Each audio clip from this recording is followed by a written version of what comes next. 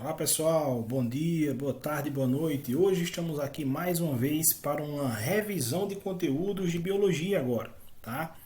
Essa revisão, lembrando, vai servir para que nós possamos fazer nossa avaliação diagnóstica, que já está marcada, né? Nós iremos brevemente, a partir após essa aula, né? Estaremos aí marcando nossa avaliação diagnóstica, tá certo? E aí, como é de costume, vamos revisar os conteúdos básicos que nós trabalhamos nessa época de pandemia, que basicamente foram conteúdos relacionados ao estudo dos protozoários e fungos, né? Lembrando que esse ano nós estudamos vírus, né? Estudamos bactérias e arqueias, protozoários e fungos. Então vamos lá, pessoal. Basicamente, analisando aqui, né, o grupo dos protozoários, nós percebemos que esses seres são seres unicelulares, ou seja, são formados por uma única célula, são seres eucariontes, ou seja, que tem um núcleo celular organizado, né, formado aí, né, envolvido por uma membrana nuclear, que a gente conhece como carioteca, tá certo? São seres unicelulares, eucariontes e heterótrofos, ou seja, eles não produzem o seu próprio alimento, tá certo? Pois bem, basicamente, nesses seres a gente encontra, né, algumas organelas citoplasmáticas, alguns órgãozinhos que têm funções muito interessantes, né, modificadas ou especializadas. Esses protozoários eles podem encontrar-se em locais diversos, como em ambientes aquáticos, né? Seja de água doce ou água salgada, eles podem viver associados com outros seres vivos, né? De boa, eles podem viver de boa com outros seres vivos numa situação de mutualismo, comensalismo, ou podem ser parasitas, né? Eles podem também ser encontrados em terra úmida, etc. Então, em vários locais nós podemos encontrar esses protozoários, tá? Aqui nessa imagem nós podemos ver aqui a presença de um protozoário bem conhecido por apresentar esses cíliozinhos, esses pelinhos aqui, que a gente costuma chamar de cílios, que são os cílios de um paramécio, tá? Esse tipo de protozoário é do grupo dos paramécios, tá certo? Não vou entrar em detalhes, tá? Mas ele apresenta, né? Cada número desse aqui representa uma estrutura aí responsável por uma função nesse organismozinho unicelular, nesse paramécio, tá certo? Pois bem, o que vai diferenciar os protozoários é o tipo de estrutura de locomoção. Então nós temos aí os protozoários flagelados, né? Flagelo é essa caudazinha aqui, presente num protozoário que é muito conhecido, que é o Trypanosoma cruzi. Esse carinha aqui que causa a doença de Chagas. Nós podemos ter os cílios, como mostrei agora há pouco no paramécio, né? E nesse ser vivo aqui, nesse tipo de protozoário do gênero Vorticella, né? Nós podemos ter também pseudópodes, né? Pseudo quer dizer falso, podes vem de podos, quer dizer pés, né? Então são falsos pés presentes na estrutura de alguns protozoários, como as amebas, por exemplo, tá? Então, o Trypanosoma cruzi, né? Esse tipo de protozoário, causador da doença de Chagas, ele apresenta um flagelo, faz parte do grupo dos flagelados. Os que apresentam cílios, né, como o paramécia aqui que eu mostrei anteriormente, e essa vorticela, são os ciliados, tá? Então nós temos os sacordíneos, no caso os que se locomovem por pseudópodes, né, no caso das amebas, que algumas têm, né, vida livre, outras parasitam outros seres, como nós também, seres humanos, tá certo? Então, existem até alguns, tá, protozoários que não têm estruturas de locomoção, tá certo? Antigamente esses camaradas, esses protozoários, eram considerados do grupo dos esporozoários, tá certo? No caso do protozoário que causa a malária, por exemplo, tá? Então vejamos mais aqui alguma coisa. Olha só, como é que eles se alimentam? A gente já viu que são seres que se alimentam de maneira heterotrófica. Eles não realizam fotossíntese, eles não realizam quimiossíntese, ou seja, eles não produzem o seu próprio alimento, tá? Não produzem o seu próprio alimento. Basicamente, como a quantidade de protozoários é muito grande, tá? Não é de se estranhar, né, que a gente possa encontrar alguns tipos de hábitos alimentares diferentes nesse grupo, tá certo? Ou seja, algumas espécies são predadoras, elas alguns protozoários caçam bactérias para poder se alimentar dessas bactérias, né? Alguns protozoários comem, né, se alimentam de restos de seres que morrem, né? Algumas outras espécies são parasitas, como eu já tinha falado, tá certo? E aí também tem outras espécies que podem viver de maneira bem harmônica, né, com outros seres vivos sem causar problema nenhum a eles, tá? Aqui nessa imagem nós temos uma representação de uma ameba, tá? Que pode se alimentar de alguma partícula que esteja ali perto dela. Olha só, ela deforma a sua membrana plasmática, né? Observem aqui a membrana plasmática da ameba. É como se ela desse um abraço, né, com esses pseudópodes em um pedacinho de alimento. Aqui esse pedacinho de alimento ele chama-se fagossomo. E aí detalhe, esse alimento ele vai se dirigir para as organelas que vão gerar a digestão dele, tá? Depois que ele for digerido, os materiais nutrientes vão serem absorvidos pela ameba e o que não presta mais vai ser liberado, tá? Então, esse processo em que a ameba come um pedacinho de alimento é chamado fagocitose. E esse outro processo que ela libera, né, o restante, os restos alimentares, né, faz ali o seu cocôzinho, vamos dizer assim, seria a exocitose. Exo com X, tá certo? Exocitose, ok? Pois bem, vamos passar adiante.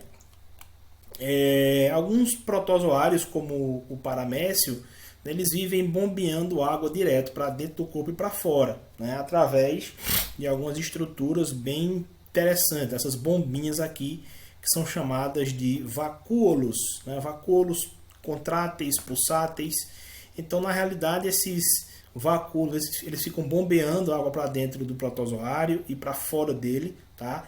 E isso, minha gente, tem assim uma função muito importante, que é para regular a quantidade de sais presentes dentro do protozoário, tá certo? Isso é uma característica muito interessante aí apenas desse tipo de protozoário, tá certo? Você não vai encontrar esses vacúolos no Trypanosoma, nem na ameba, não. O paramécio é um dos protozoários mais interessantes desse grupo, tá? E que traz aí essa característica especial, tá bom? Bom, a reprodução deles, como é que acontece? Veja só, reprodução aqui pode ser sexuada e assexuada. Vamos lembrar que a reprodução sexuada ela pode acontecer, né, quando há troca de material genético, né, entre os protozoários. E a reprodução é assexuada quando não há troca de material genético entre os protozoários, tá certo? Então aqui nós temos dois paramécios, cada um com dois núcleos, né, um micronúcleo pequenininho, um macronúcleo maior. É aqui onde vão se encontrar o material genético de ambos, tá? E o que é que acontece? Com o passar do tempo, esses materiais genéticos eles vão se misturarem. E isso, minha gente, essa mistura causada aí pelos materiais genéticos desses dois protozoários nos mostra, né, que está ocorrendo o quê? Uma reprodução sexuada, tá certo? Uma reprodução sexuada. Então, basicamente, é isso aqui, tá? Pois bem, numa bipartição, o que é que acontece com a ameba? O que é que acontece? A ameba vai, a celulazinha da ameba cresce, duplica seu material genético, depois o citoplasma se parte e formam-se duas bactérias, né? É um processo bem simples porque a gente já tinha estudado isso também com as bactérias. Algumas bactérias também se reproduzem desse mesmo jeito, tá? Lembrando que as bactérias não estão no grupo dos protozoários, são seres procariontes, o núcleo delas é desorganizado, enquanto que o dos protozoários é organizado. Mas a forma de reprodução aí é muito parecida, tá certo? Até que recebe o mesmo nome, tá? Então a bipartição acontece sem a necessidade de haver troca de material genético. Por isso o nome é reprodução assexuada, tá? E outros, né, também se reproduzem dessa mesma forma. No caso, o protozoário que causa a malária, o tal do Plasmodium, ele dentro de uma célula vermelha do sangue, ele duplica seus núcleos e depois cada núcleo desse, né, vai se separar junto com a parte do citoplasma para formar novos plasmódios. Nesse tipo de reprodução também a gente não vê mistura de material genético, não, tá? Nesse caso aí também é uma reprodução assexuada, ok? Bom, depois dessa parte a gente estudou um pouco das protooses, né? As protooses, que são protozooses, que são doenças causadas por protozoários, né? Nós começamos vendo a doença de Chagas, que é causada aqui por Trypanosoma cruzi, né? O Carlos Chagas foi o pesquisador brasileiro, né, que examinou esse ser, né? A doença, no caso, desculpe, né? A doença de Chagas é chamada assim por conta do Carlos Chagas, né? O Trypanosoma cruzi foi estudado por outro pesquisador brasileiro, foi o Oswaldo Cruz, né? Por isso o nome do bichinho aí, do protozoário, recebe essa terminação cruzi, em homenagem ao Oswaldo Cruz, tá? Mas a característica dele é a seguinte, ele tem essa caudinha, o flagelo, né? Ele transmite, a doença é transmitida através das fezes do barbeiro, tá? O barbeiro vai lá, pica a pessoa, faz um cocôzinho lá, deposita suas fezes perto da picada. Se a pessoa coçar o rosto, a pessoa pode fazer com que aquelas fezes contaminadas com o Trypanosoma caia na corrente sanguínea, e aí você vai entrar, ao entrar na corrente sanguínea, vai procurar regiões, né, como o coração, por exemplo, para se instalar e se reproduzir. Por isso que a doença de Chagas faz o coração crescer, né, digamos assim, tá certo? Então, basicamente é isso. Os sintomas, né, já estão aqui: crescimento de pálpebras, né, o inchaço das pálpebras, a febre, isso tudo na fase aguda, tá, pessoal? Inflamação dos linfonodos, que a gente costuma chamar de ínguas, o baço e o fígado também ficam inflamados, né? Na fase crônica, tá? Depois de muito tempo que a pessoa está com essa doença, a pessoa pode apresentar arritmia cardíaca, né? O coração pode bater mais rápido, o aumento também do coração, tá? E a inflamação do esôfago e do intestino grosso também, tá? Os danos que podem causar são danos causados aqui na região do intestino, tá? E do coração, tá? E a gente pode se proteger dessa doença, né, combatendo o barbeiro, o agente transmissor. Cuidado que o barbeiro, o besouro, na realidade, pessoal, é o transmissor da doença e não causador. Quem causa é o Trypanosoma cruzi. A gente costuma chamar de agente etiológico, tá? Transmissor, nesse caso, é o barbeiro, tá certo? E também a gente pode, né, melhorar as condições habitacionais das pessoas para que o barbeiro não venha a se instalar, né? Geralmente as pessoas que moram em casa de taipa, casa de barro, né, podem sofrer isso com mais frequência, né? Podem sofrer com a presença desses barbeiros com mais frequência, já que esses barbeiros eles adoram locais úmidos, frios, escuros, né? Frechas de paredes. Então a gente tem que ter muito cuidado com isso, tá? Vimos a malária, né? O causador da malária na realidade é um tipo de protozoário, né? O agente etiológico é o plasmódio, tá certo? Como se transmite malária? Através da picada do mosquito prego, tá? O mosquito nesse caso aqui é um transmissor, tá certo? Do plasmódio. Os sintomas aqui: febre alta, calafrio, sudorese, né? A pessoa pode apresentar quadros de anemia também, tá? Os danos causados aí, minha gente, são vários. Você pode ter uma malária que acometa o cérebro, pode acometer o baço, né? Pode causar inchaço no fígado, insuficiência renal, tá? Além da anemia que eu já tinha falado. E a gente se protege dessa doença através da exterminação do mosquito, né? Uso de telas protetoras, né? Uso de repelentes, tá certo? Então, e o uso, né, de uma substância que está muito na moda, que é a quininocloroquina, né? O pessoal está usando cloroquina para combater aí o vírus que causa Covid-19, né? O coronavírus. Porém, a cloroquina é um tipo de medicamento que é utilizado basicamente para combater malária, tá certo? Falamos da leishmaniose, tá? A leishmaniose que é causada por a leishmania, né? Um tipo de protozoário chamado de leishmania. Ele também tem essa caudinha aqui, ó, que facilita a sua locomoção dentro do corpo da pessoa, né? Se transmite através de mosquitos também, tá certo? Os sintomas, né? Leishmania que acomete a pele, né? Feridas avermelhadas, profundas no lábio e no nariz, A leishmania visceral causa febre, anemia, inflamação do fígado e do baço, né? Olha só. A profilaxia também é combater o mosquito, tá certo? Falei também, deixa eu ver aqui, né? A amebíase, essa é muito conhecida da gente, né? A amebíase é causada basicamente pela ameba, um tipo específico de ameba no nosso organismo, tá? Ela se transmite quando a gente consome alimentos contaminados, né? E aí, né, os cistos da ameba no nosso organismo se direcionam a locais como cérebro, pulmões, fígado e podem causar grandes danos, tá? Os principais sintomas são cólicas, diarreias com sangue, né? Anemia, emagrecimento. A pessoa pode sofrer em alguns casos hemorragia intestinal, tá certo? E a gente se protege como? Protege tendo saneamento básico, lavando direitinho os alimentos, né? Fervendo água antes de beber e consumir, lavar bem as mãos. Aquele passo a passo de higiene que todo mundo precisa ter, né? A giardíase também é um tipo de doença transmitida por um tipo de protozoário, nesse caso a giardia, tá? E aí a transmissão é feita praticamente do mesmo jeito da amebíase, através de alimentos contaminados. Os sintomas são muito parecidos, tá certo? Muito parecidos mesmo com o da amebíase.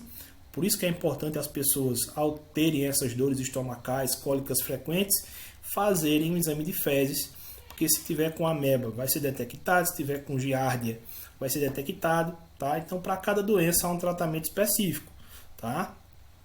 E a gente se protege do mesmo jeito, tá? Da amebíase, tá? Lavando bem os alimentos, tendo saneamento básico, enfim. A gente viu a toxoplasmose, que é uma doença causada por um tipo de protozoário chamado de Toxoplasma gondii, tá? Essa toxoplasmose é muito conhecida, pessoal, porque ela fica conhecida, né? Ficou conhecida pela questão dos gatos, cachorros, enfim, né? Basicamente é a ingestão de alimentos, né, ou água contaminados, tá certo?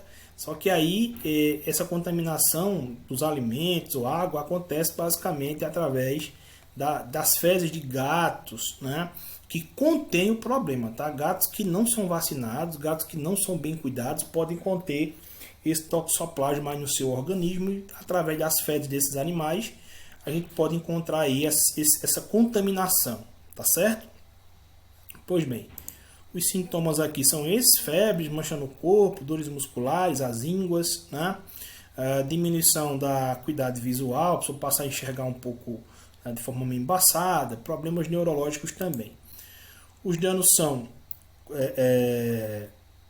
nesse caso aqui, a toxoplasmose congênita, que é transmitida através da gravidez, ela pode causar aborto, né? Ou nascimento prematuro do bebê. Tá? Pode causar alguns problemas no feto, o bebezinho pode nascer cego ou com algumas lesões no cérebro. A toxoplasmose ocular, né, basicamente acomete a visão, né? Ela pode provocar algumas cicatrizes na retina, tá? Levando à cegueira. E a gente se protege como? Lavando bem os alimentos, né, cuidando bem dos alimentos e também, né, evitando que crianças brinquem em áreas que possam estar contaminadas ali com excrementos de gatos, né?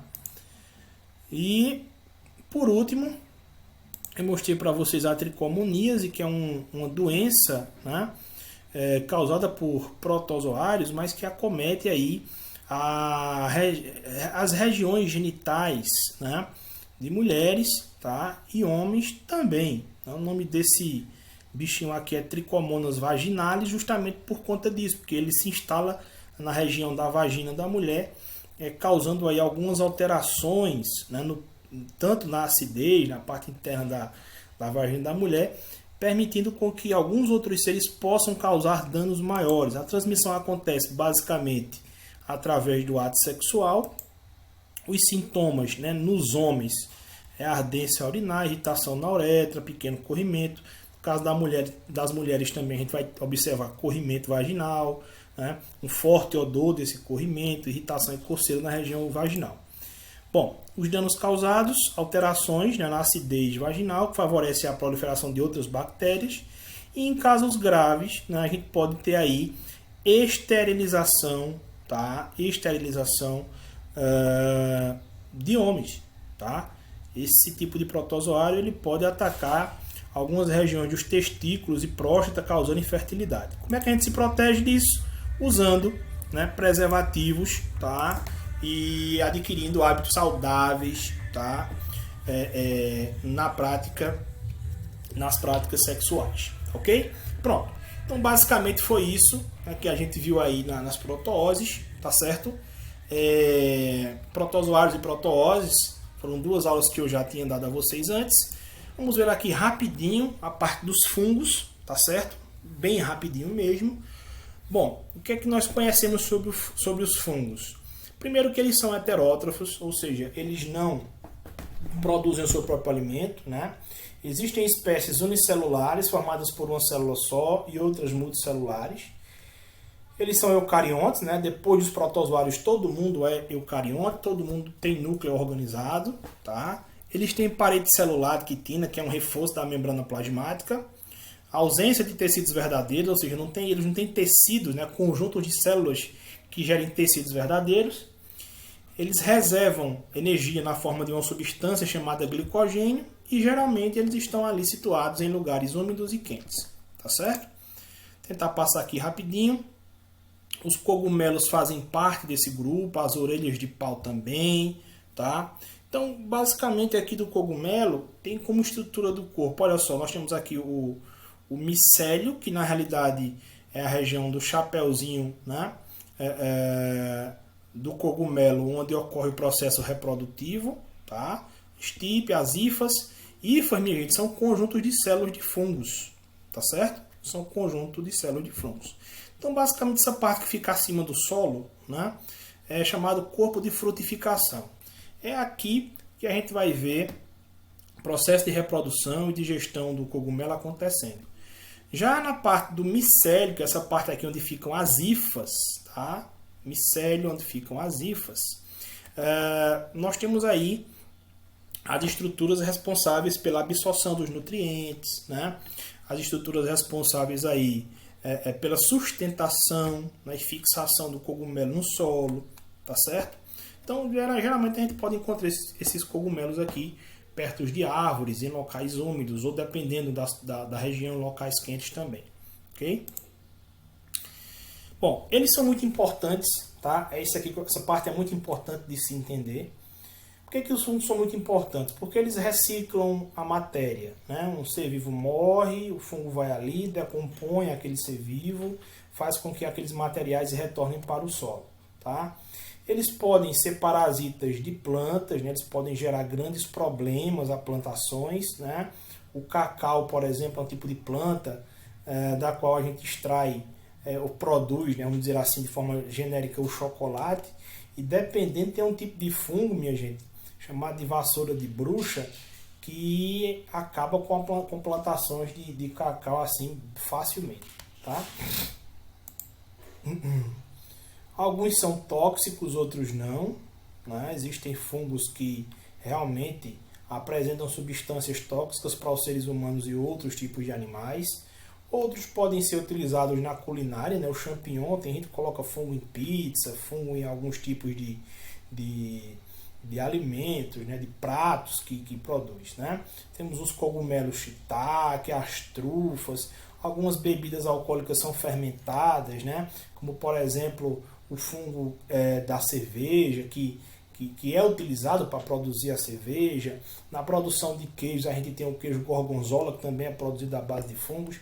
Então, na alimentação, os de fungos também é bem vasto, tá certo?